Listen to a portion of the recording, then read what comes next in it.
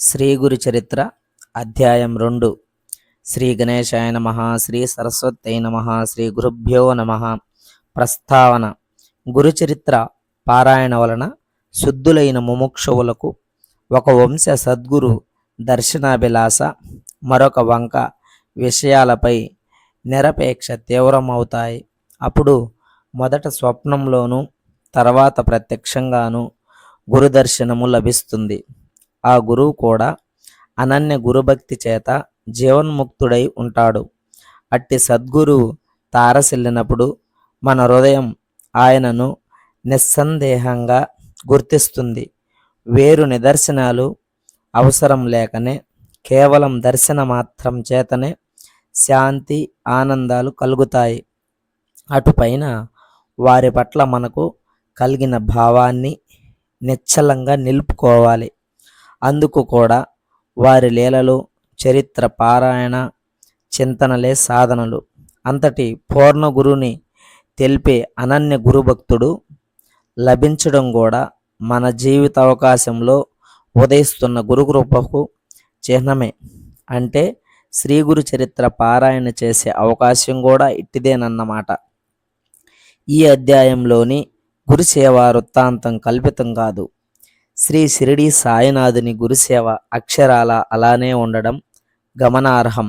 సద్గురు సేవ అనుగ్రహం వలన సచ్చిష్యుడు క్షణంలో వేదాంగ పారంగతుడు అవచ్చని అతనికి సకల సిద్ధులు ప్రాప్తిస్తాయని పతంజలి మహర్షి మొదలైన వారు యోగశాస్త్ర గ్రంథాలు, శ్రీ గురుగీత కూడా చెబుతున్నాయి. శ్రీ అక్కల్కోట స్వామి, తాజుద్దీన్ బాబా మొదలైన వారి చరిత్రలో కూడా ఇందుకెన్నో తార్కాణాలు చూడవచ్చు. కథ ఆరంభం. స్వప్నంలో జడలు, విభూతి, పులితోలు ధరించి దర్శనమిచ్చిన ఆ మూర్తి నామధారకుని మనస్సుపై చెరగరాని ముద్ర వేసుకున్నది. ఆయనను ప్రత్యక్షంగా దర్శించాలన్న ఆవేదన అతనిలో తీవ్రమైంది. అతడు కొద్ది దూరం వెళ్ళేసరికి ఒకచోట కృపానిధి ద్వంద్వాతీతుడు అయిన ఒక యోగి పొంగవుడు కనిపించాడు.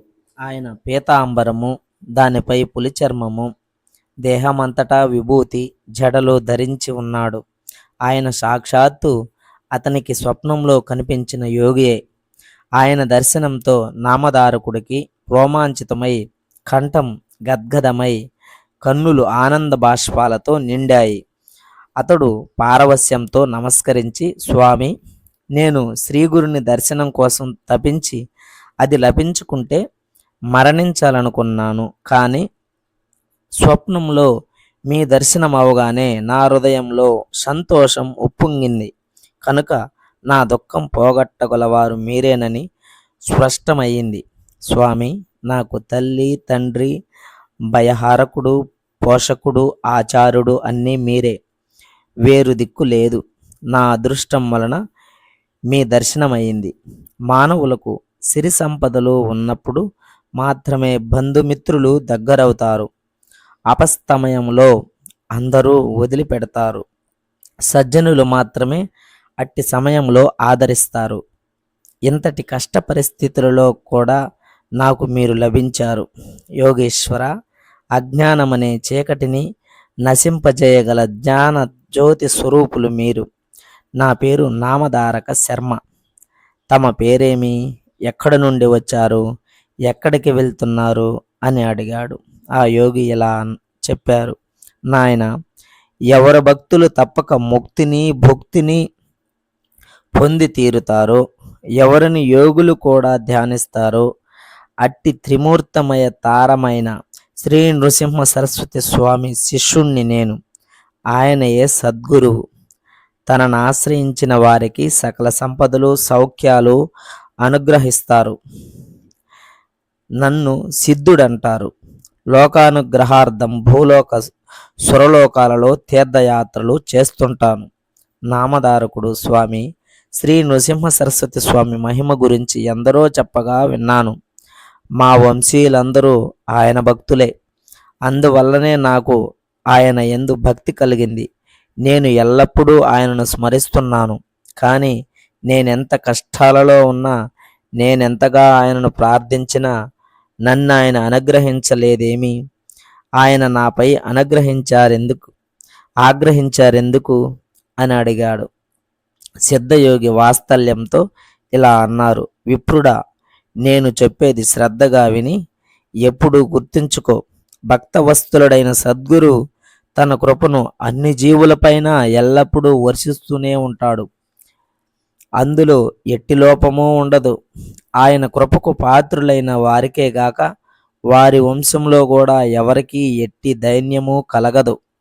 ఆయనను సేవించిన నీ దైన్యం పోలేదంటే ఎంతో ఆశ్చర్యముగా ఉన్నది. నీవు మనస్సులో ఆయనను సంశయించి ఉండాలి. అందువలననే నీకన్నీ కష్టాలు వచ్చాయి. త్రికణ శుద్ధిగా ఆయననే నమ్మి సేవించే వారికి ఎట్టి కొరత ఉండజాలదు. నీ గురుభక్తి ఇంకా దృఢం కాలేదు. శ్రద్ధ లేనివాడు సంశయాత్మకుడు, ఎవరి చేత ఎన్నడూ అంగీకరించబడడు. శ్రీగురుడు త్రిమూర్తి స్వరూపము. బ్రహ్మ, విష్ణు, రుద్రులు తమ భక్తునిపై కోపించిన సద్గురు తన భక్తుని సునాయాసంగా రక్షించగలడు. కానీ ఆ సద్గురువే కోపిస్తే వానిని రక్షించగల వారు ఎవరూ లేరు. అయినా ఆయన ఎన్నడూ ఎవరిపైనా కోపించరు. అలాంటి శ్రీగురున్నే శంకించేవాణ్ణి అనుగ్రహించగల వారెవరు? అప్పుడు నామధారకుడు, స్వామి, సద్గురు త్రిమూర్తి స్వరూపము ఎలా అయ్యారు అని అడిగాడు సిద్ధుడు. మొదట పరమాత్మ ఒక్కడే ఉన్నాడు.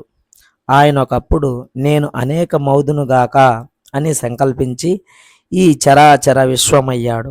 అందులోని జీవులను ఉద్ధరించడానికి తిరిగి ఆయనయే సద్గురువుగా అవతరిస్తుంటాడు. అందువలన సద్గురువును తప్పక ఆశ్రయించాలి. శిష్యునికి తత్వజ్ఞానం కలిగించడం వలన, అజ్ఞానం నుండి రక్షించడం వలన, జన్మ పరంపరలను నశింపచేయడం వలన గురువు సృష్టి స్థితి లయాలకు కారణమైన త్రిమూర్తుల స్వరూపమయ్యారు అని చెప్పాడు. అంతటా నామధారకుడు, స్వామి, దేవతలు కోపించినా సద్గురువు రక్షించగలరంటే అది ఎలా సంభవము? అందుకు తార్కాణమేమి? నా సందేహం తీర్చి నా మనస్సుకు స్థిరం ప్రసాదించండి అని వేడుకున్నాడు. సిద్ధుడు అతని జిజ్ఞాసకు సంతోషించి ఇలా చెప్పాడు. నీవు బుద్ధిమంతుడు, మంచి ప్రశ్న వేశావు. మొదట ఒక్కడుగానున్న పరమాత్మ తాననేకమవ్వాలని సంకల్పించాడు. ఆ సంకల్పమే ఈ జగత్తును సృష్టించిన మాయాశక్తి. మొదట ఆ నారాయణుని నాభి నుండి ఒక కమలము, దాని నుండి బ్రహ్మ పుట్టారు. అతడు శ్రీ మహావిష్ణువు యొక్క ఆజ్ఞను అనుసరించి ఆయన నుండి వెలువడిన వేదాలలో వివరించబడిన రీతిని విశ్వమంతటినీ సృష్టించాడు. మొదట ఆయన బ్రహ్మనిష్ఠులైన సనక, సనందన, సనత్కుమార, సనస్త జాతులను, తర్వాత ప్రజాపతులైన మరీచి, అత్రి, అంగిరస, పులహ, పులస్త్య, క్రతు, వశిష్ఠులను సృష్టించాడు. తర్వాత ముల్లోకాలను, దేవతలను, నానా విధములైన జీవరాశిని, మానవులను సృష్టించాడు. వారి వారి పూర్వజన్మ సంస్కారాన్ననుసరించి ఉత్తమమైన వర్ణాశ్రమ ధర్మాలను నేర్పించాడు. అలాగే 4 యుగాలను సృష్టించాడు. క్రమ పద్ధతిని వాటిని భూమిపై విస్తరింపజేశాడు. మొదటగా ఆయన సత్యమే ఆకారముగా కలిగి యజ్ఞోపవీతము, ఆభరణాలు ధరించి ఉన్న కృతయుగాన్ని భూలోకంలో 17,28,000 సంవత్సరములు ప్రవర్తించరమ్మని ఆదేశించాడు. జ్ఞాన వైరాగ్యాలు ఈ కృతయుగ లక్షణములు. అది పూర్తయ్యాక ఆయన దృఢమైన శరీరం కలిగియుండి చేతిలో యజ్ఞ సామాగ్రిని ధరించిన త్రేతాయుగాన్ని పిలిచి భూమిపై 12,96,000 సంవత్సరములు తన ధర్మాన్ని ప్రవర్తింపజేయమని ఆదేశించాడు. అందుకే ఆ యుగంలో అందరూ ధర్మశాస్త్రం ఎరిగి యజ్ఞ యాగాదులను అనుష్ఠించారు. అటు తర్వాత బ్రహ్మ ఖడ్గము, మంచము, కోడు, ధనుర్బాణాలు ధరించిన ద్వాపర యుగాన్ని పిలిచి భూమిపై 8,64,000 సంవత్సరాలు తన ధర్మాన్ని ప్రవర్తింపజేయమని ఆదేశించాడు. అందుకే ఆ యుగంలో శాంతి, ఉగ్రత్వము, దయ, కాఠిన్యము మొదలైన పరస్పర విరుద్ధములైన గుణాలతో